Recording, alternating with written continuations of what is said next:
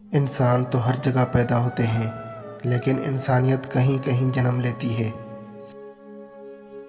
کئی بار ہم بنا غلطی کے بھی غلطی مان لیتے ہیں، کیونکہ ڈر لگتا ہے کہ کہیں کوئی اپنا ہم سے روٹھ نہ جائے۔ مجبوریاں رات دیر تک جگاتی ہیں اور ذمہ داریاں صبح جلدی اٹھا دیتی ہیں۔ محبت تو صرف دل دیکھ کر ہی کی جاتی ہے، چہرہ دیکھ کر تو لوگ محبت کا سودا کرتے ہیں۔ ٹوٹے ہوئے دلوں کو کبھی جوڑ کر تو دیکھو، نیکی مختصر ہے مگر حج سے کم نہیں۔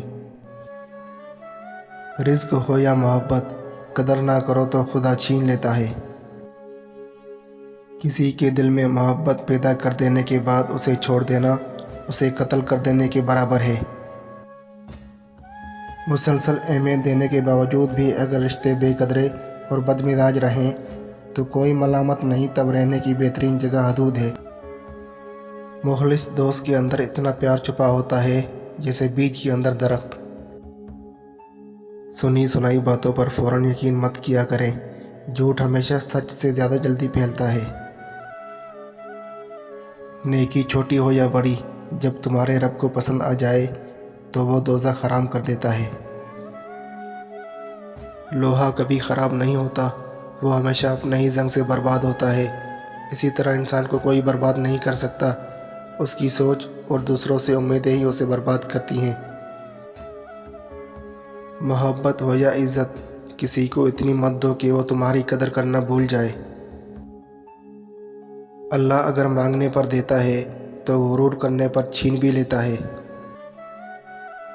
مردانگی کی بہترین سطح یہ ہے کہ مرد کی وجہ سے عورت کی آنکھ میں آنسو نہ آئے۔ لوگوں کے عیبوں سے اس طرح غافل ہو جاؤ جیسے سوتے وقت تم دنیا سے غافل ہو جاتے ہو۔ جب تک تم اپنی قدر خود نہیں جانو گے تب تک کوئی تمہاری قدر نہیں کرے گا۔ کبھی بھی کامیابی کو دماغ میں اور ناکامی کو دل میں جگہ نہ دینا، کیونکہ کامیابی دماغ میں تکبر اور ناکامی دل میں مایوسی پیدا کر دیتی ہے۔